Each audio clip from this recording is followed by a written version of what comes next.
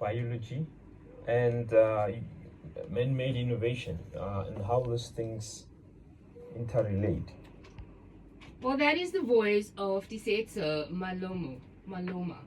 Apologies if I say your name incorrect. You can hit me over the fingers. He's the author of 10 books and venture builder and Startup Picnic Venture Studios, where he focuses on publishing and IP acquisitions. What does that all mean, Tiisetso? All these words today that we haven't seen, and I want you to tell us more about what you do. You're an author that goes out there and you're changing around, the economy within our communities. We're going to specifically look at a book today, 90 Days to Create a Launch. What does that entail? But first, background on who you are and where you started. All right. Good morning. Thank you for having me. It's a lovely studio here. So, I mean, when you write a profile, I guess you sometimes use fancy words. It's very fancy. Yeah. So, I mean, my background, well, the work background. Yes. I've always been an entrepreneur, and for a couple of years now, I've been in book publishing, which I guess falls under IP, intellectual property. So that's mainly the circles that I move around in terms of business background. Prior that, I'm just a South African kid, born in Limpopo, and who came to Gauteng to study, and then upon being Gauteng, obviously you come across different interests. Yes. I studied accounting, but I've always had that inkling to be an entrepreneur, and I would say I've been one for maybe 12 years now, 12 plus years. Mm-hmm. However, it's very challenging. And does that accounting experiences, does it come through in your books? Does it ripple through the pages? You know what? Funny enough, not for a long time. Yeah. I didn't even want to touch accounting, but it happens now that there's a project, a publishing related project. We're trying to build a software for publishing, and then now I have to think like an accountant. So I have to now how it's structured, how the app is going to be structured. Now I have to bring my accounting thinking. So I guess after this many years, it does now come in play. But for the most part of me being in business, it didn't necessarily come in play. Perhaps I'm saying this, or I'm being naive in that maybe a couple of things, unlike someone who's not from an accounting background, they don't know what they don't know. This morning, I spoke on the digital transformation, and Yeah. how it's not about we abandoning our roots, Mm-hmm. We're just using tools that help us getting the stories out there to our communities, press that subscription button. That's all we can do. Yeah. Unfortunately, print, however, newspaper, Mm-hmm. books, people don't buy it. Yeah. So the revenue isn't there anymore. Mm-hmm. So I hope what you're trying to do with your tool is really going to be amazing, and it will create that revenue. Let's dive into this. Yes. I want to know 90 days to create a launch. Is this any launch? Is it specifically directed at a genre, at a industry? So Okay. the important part I would say about the book is that it's the subtitle. It is the easiest, quickest, and cheapest time in history to be an entrepreneur and an innovator. For just a basic example, maybe 15 years ago, to open a bank account, you needed to go physically to a bank. Yes, now you sit in your bed. Yeah, you just do and it from home. You pay Yeah. everybody, And you spend your money on your bed. Sure. Yeah. To even open a business, to register a company, probably if you are somewhere in the rurals in another province, you'd have to pay like a consultant who would charge you maybe 2,000 rands to help you register that company, or else you'd have to come to Pretoria to register one.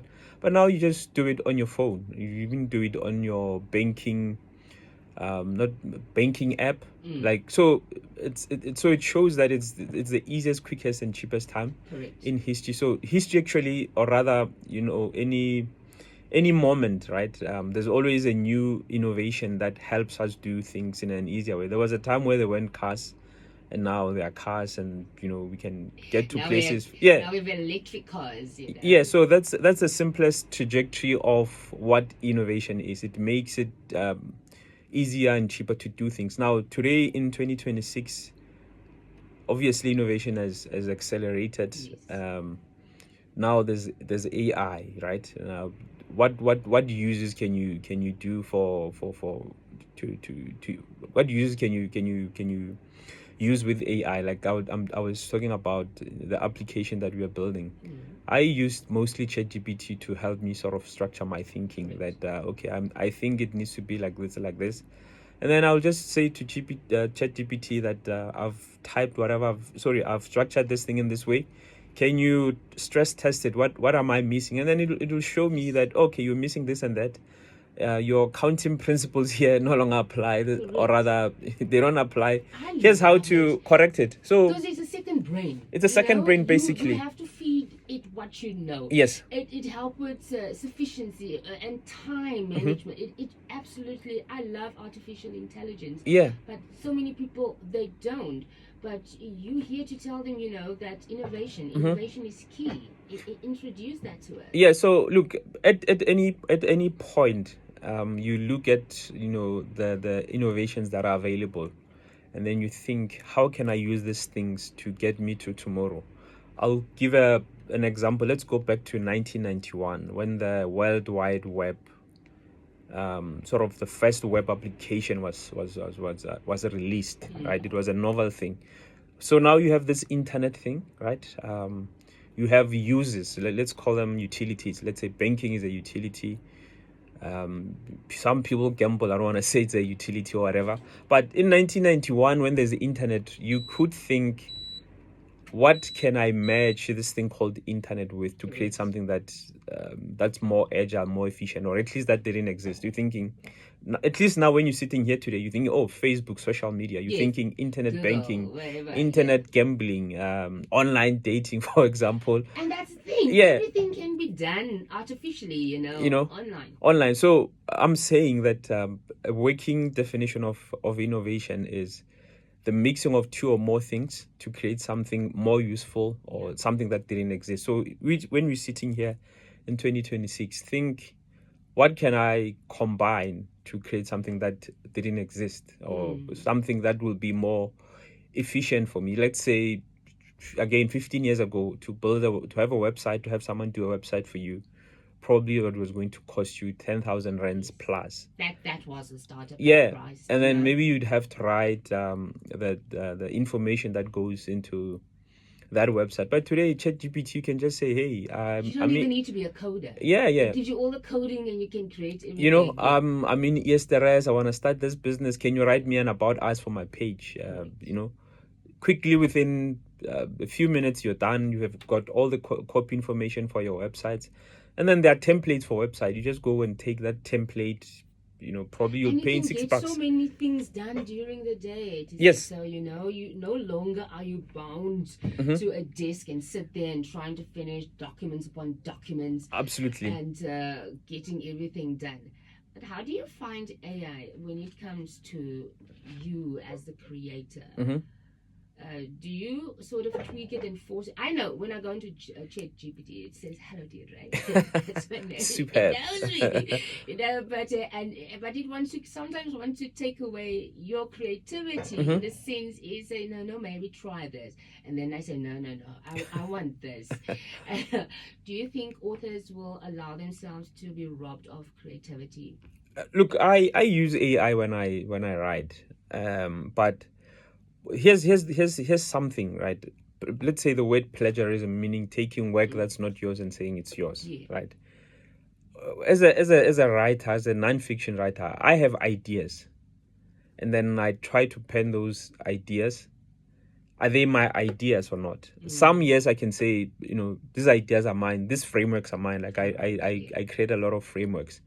So, but ChatGPT can help me research certain topics, can say, I've got this thinking: has someone ever thought about it before? And then I found out who's thought about it before. And in writing, I just have to be honest.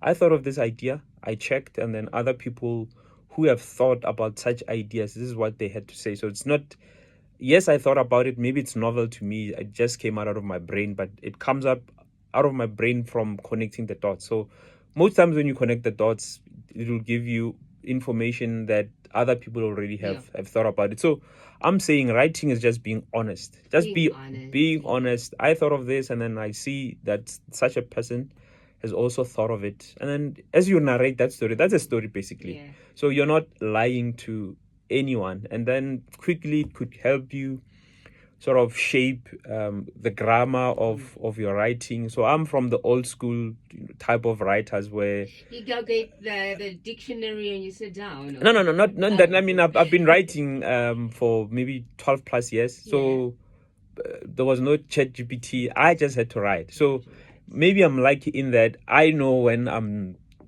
sort of taking work by someone else and framing it as if it's me. So there's the blurred line that I think people who didn't necessarily, like younger people basically, they it'll be hard for them to pick up, okay, this is actually not my thoughts. No. So I would say for such a person, if you really want to be a professional writer, you have to just sometimes write things with your mind without the chat GPT, so that you don't cross the lines. Just to get it, yeah. Just to get it rolling there, because I would describe creativity as such. Like you said, it's authentic. Absolutely. It's very authentic, but then you also get going around your AIs. You also need to be very creative to go around that. Yeah. So let's not say you've lost your creativity if you decide to use a tool. I mean, we have voices and we can use it in so many different ways. It will actually give you, in a week, you can write about 20 books. Look, you know what? I disagree, because I've seen people who, say, hey, can you check off this thing, this book that I've written? And I'm like, bruh, this is not... It's not going to take This is not you writing. This is a machine. I can easily tell this is a machine writing. Like, where's your approach? Where's your personality? Where are your personal stories? So it shows. So right. So basically, you can't necessarily fake it. But the good thing is that you can still use AI to check if you're faking it. You can like you can say, hey, am I plagiarizing someone's work?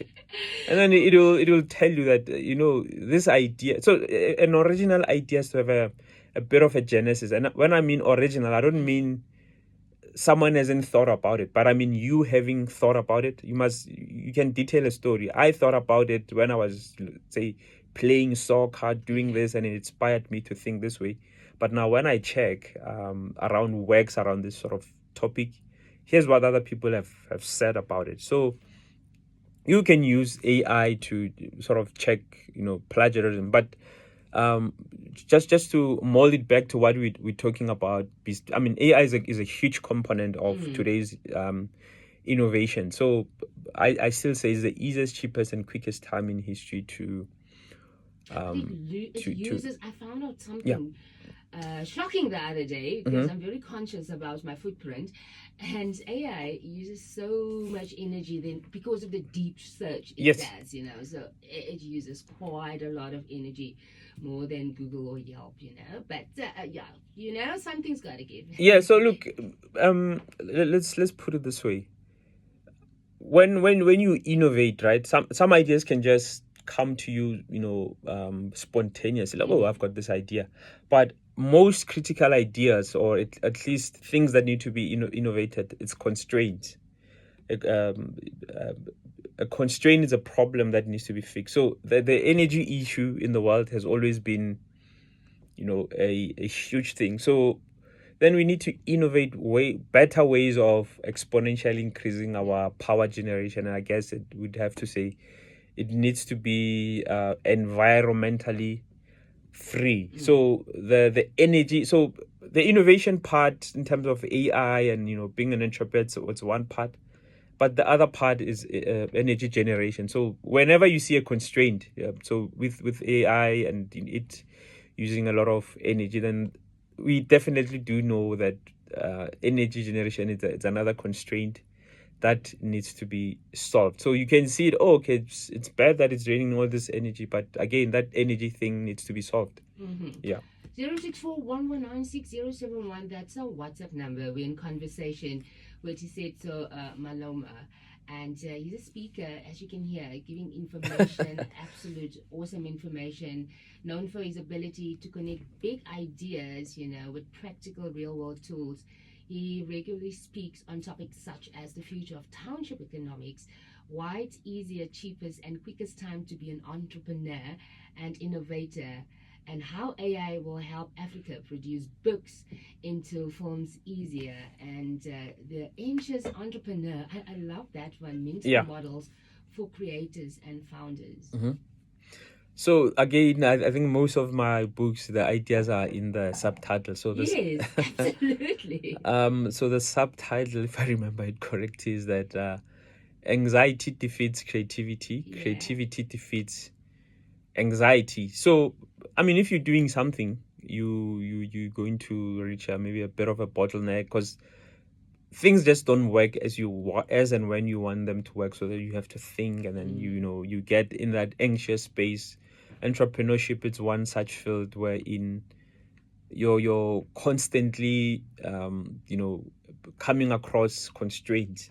So I've realized that there's a saying that you can't think outside the box when you are in the box. So you can't. Yeah. No, so when you are in can't. that mental rut, you're anxious, all these things, you need to take it. You need to calm down. It's a Saturday, for example. You need to go out, chill with people. And then that's a way that I found that ideas, solutions come. Yeah, by interacting. By interacting with people. Getting it, bouncing it off some of your ideas. It's amazing the energy that you receive from others if you're open to it. Yes, absolutely. No, you have to be. You can say you're not open to it, but the reality is that a lot of people are like, I'm not gonna allow that. I don't want that, and they walk through life being totally closed off. Absolutely. Not realizing the potential within, or the possible doors that most probably can open for them. Yeah, no, get out, hang around people who are maybe in your field. Sometimes force yourself to hang out with people who are not in your field, and then in that way you will have a better idea to execute on Monday. So but that book basically it's just that, like, if you're you're into entrepreneurship, or basically any type of creative endeavor, you will come across a rough patch, and then don't be one with that rough patch. Sort of go out, give it a couple of days. Ideas will come. I know they come. Ideas definitely will come. I mean, you are all over on social media. You do public speaking. You have written how many books? 10 books? 12 now. 12. You see, these babies are coming overnight. Which one is the latest? So there are 2 books that I'm releasing from next month. One is called Quick Innovation MBA, which is a synthesis of some of the innovate topics around innovation that I've written. So it's a quick way to kind of grasp innovation. I don't want to say at a higher level, but it's for everyone, but it's a bit more maybe technical than the 90 days to create and launch. Just a notch more technical, but it's an interesting book of economics, township economies. Those are your topics. And I also write around a philosophy that I've just put together. I call it Ubuntu Stoicism. So I took the Greek philosophy of Stoicism and just fused it with Ubuntu Stoicism. Like I said, innovation is a mixing of 2 or more things. That is it's a masala. I love collaborations, Yes. It's just beautiful harmony, because it's like, when you infuse your perfumes and stuff, if you mix that together, the aroma you get out, you'll get a different fragrance. Someone will get a different fragrance. I love that. Beautiful collaborations. 90 days to create a launch. Who is it directed at? Can me, single mom at home, can I go through these pages? Will it make sense? it's for everyone. You know, I know people say, oh, you can't say your product is for everyone, but it's for everyone, particularly for people who have an inclination to start a business venture, and then to think in an innovative way. So you're thinking of business, but you're thinking, in what way can I innovate it? So the promise of the book is that it will show you that there are easier, cheaper, and quicker ways to do things now than there were a couple of years ago. And it's always going to be like that. So it just shows you how you can approach whatever business that you want to make it cheaper, to make the approach cheaper, quicker, and easier. So it's for everyone, but necessarily people who have that constraint. And I guess if you're just interested in innovation, I think it's a good book, informative book. And then maybe you'll have, ideas, because ideas come from you interacting with things. It's not just people, it's books. So if you interact with the book, I promise that it will inspire like some. Elon Musk. That's one of your books. Yeah, that's one of my short books. If I look at the title, okay, so you want to tell me that I can potentially also create a craft or think of Mars, and you say that to your reader, innovate like Elon Musk. You say you have the potential. Absolutely. So there are many categories of innovation, or of business, of entrepreneurship. I chose publishing. Other people choose more mechanical things. But how that book came together, I write all these frameworks of how to see innovation. Like I just said to you, it's a mixture of two or more things to make something that didn't exist. So I just took some of those frameworks, and then I went and analyzed Elon Musk's businesses. And then there's the same approach. For example, right? I just want to use an analogy, or I don't know if it's a story or analogy. Let's say you play soccer, and then you realize that, hey, I'm bad in soccer, I'm not so good. And then, but now you because you've been playing soccer, you do all these things that soccer people do. They run, they train, they look after what they eat, all these things. So you've learned all these different skills, and you realize, oh man, I think I make a better coach, or maybe I run faster. Then maybe you'll go to running. Then maybe decide to be a sprinter, or whichever way. So I call it being on the run. When you are doing something, being in the game, you learn things that you wouldn't have learned had you not done that thing, right? Now let's push it to Elon Musk without necessarily being technical. Here's a guy who starts all these businesses that approach crazy ideas, and then within those businesses they find constraints. For example, like let's say Tesla, one of their constraints was that they needed a battery that could run more kilometers than whatever was in the market. And they realized that with the current technology, there's the constraint. And then they took sort of batteries that make like laptop batteries, like a simple thing like that. Yeah.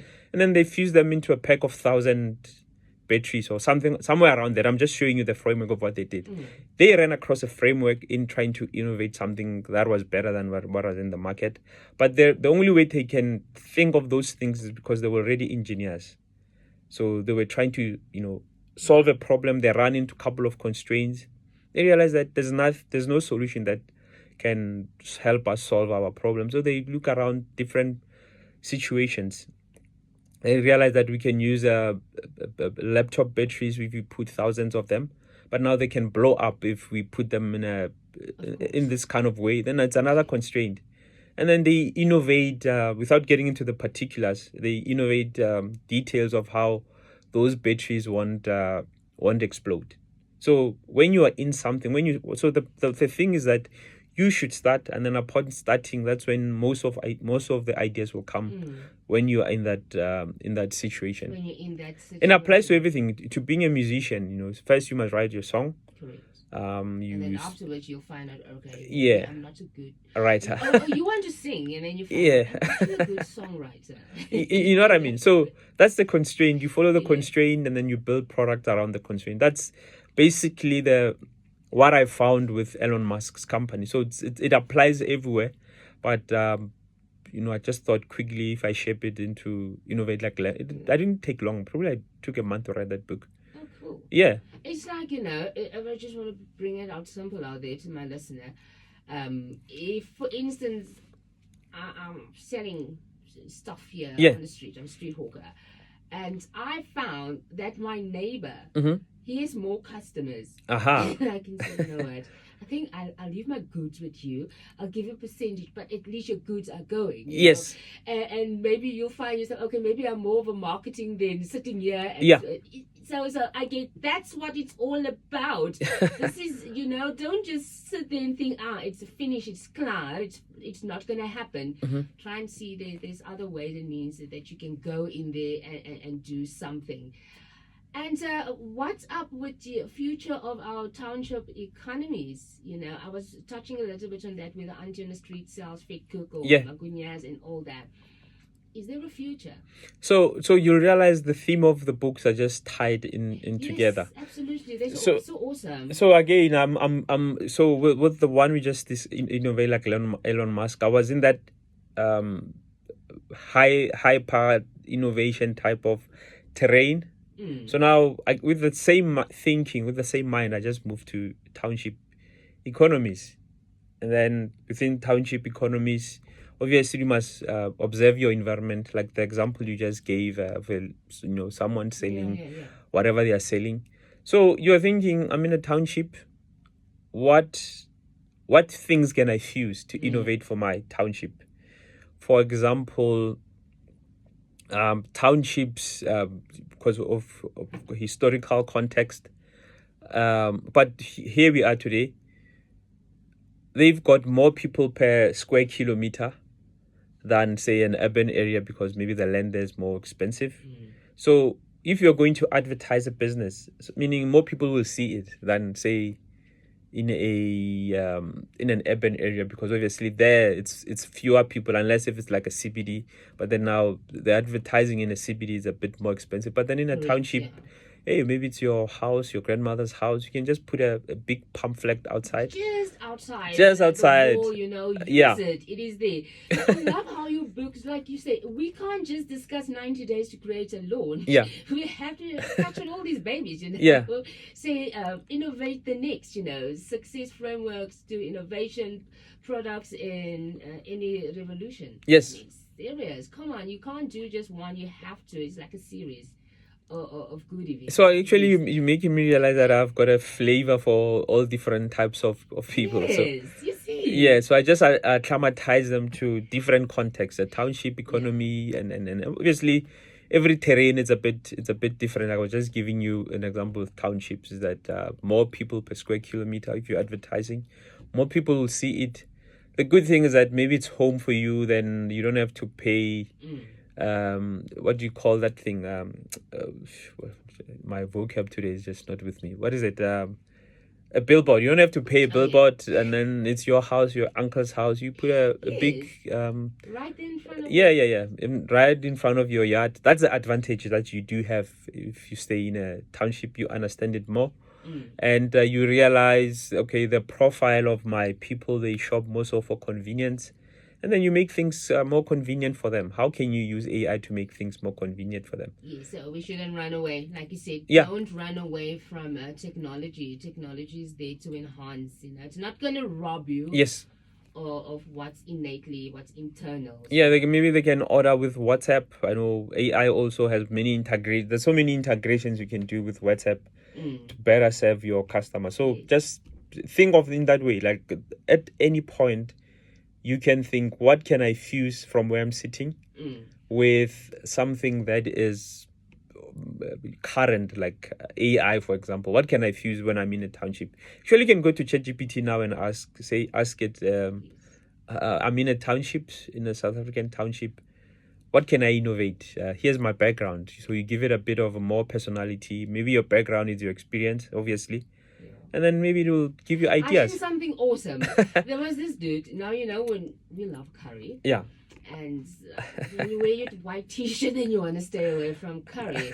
And then on his t-shirt is written, "I love curry." But in that same design, Yeah. there's like spots that look like curry curry. marks already. So it's part of the t-shirt. So when Dope. you do spell your curry, you know, and then you create another look, you don't have to worry about deep clean. You Yeah. just leave it, and it becomes part of the t-shirt. Yeah. So I mean, the curry, it's your context. Yeah.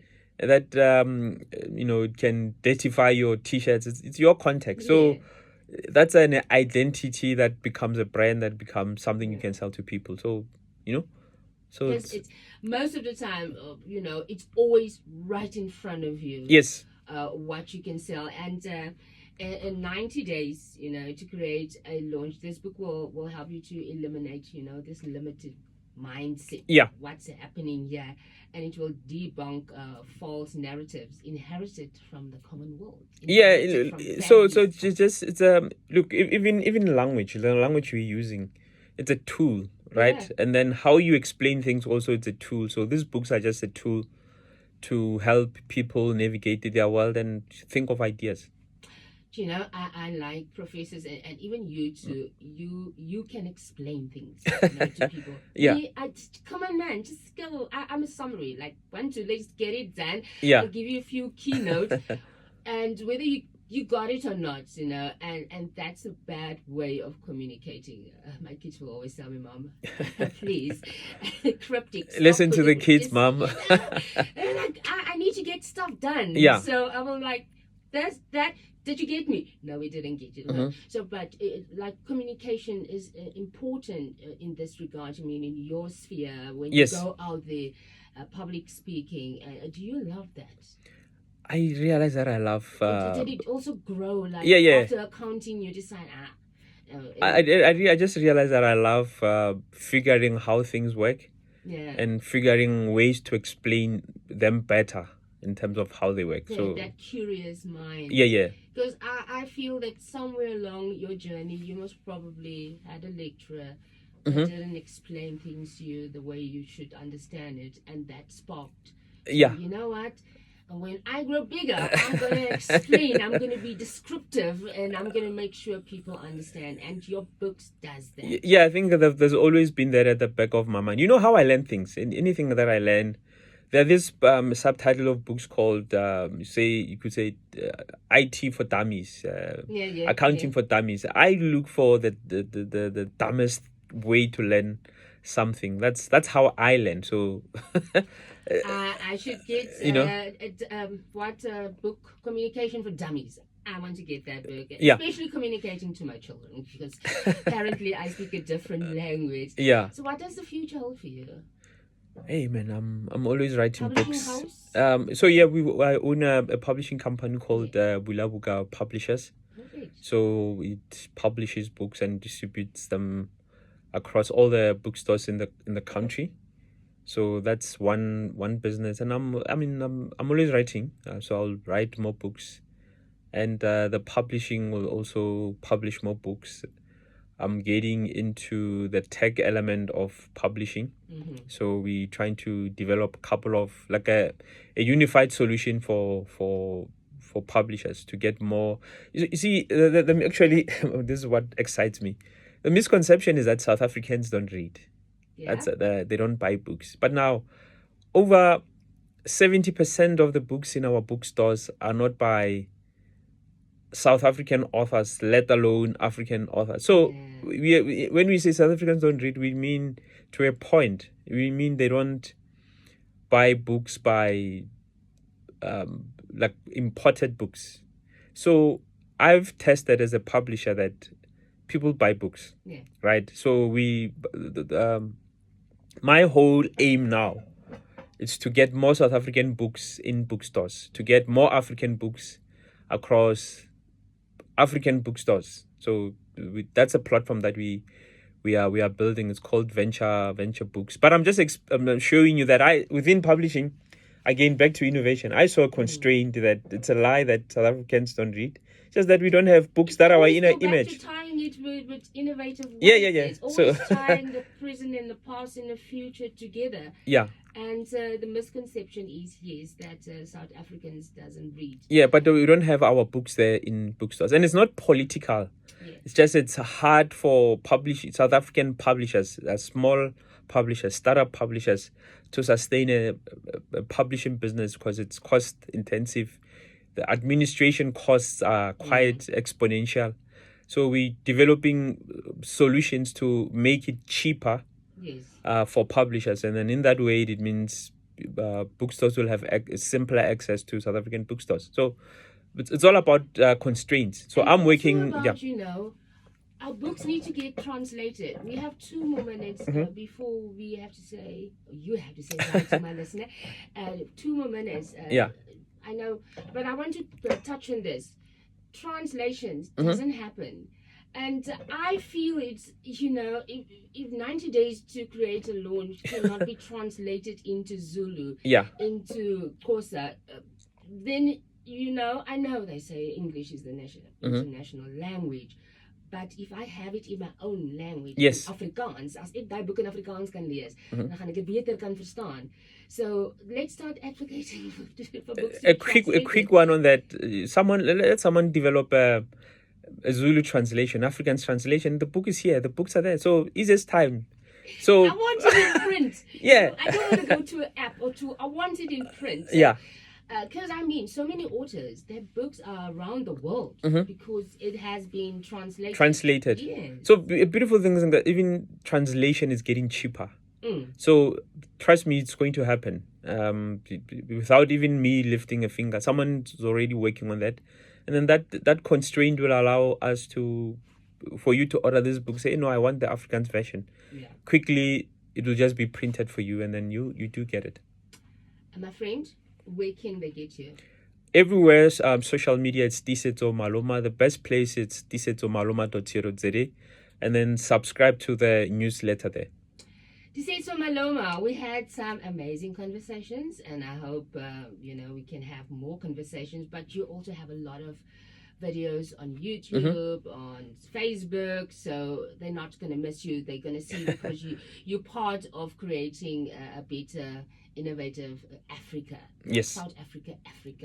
Yes. Ons praat van almal, everybody included. But thank you so much for your gems of wisdom, so much wisdom, and teaching me a new skill today on how to better communicate so you could be understood.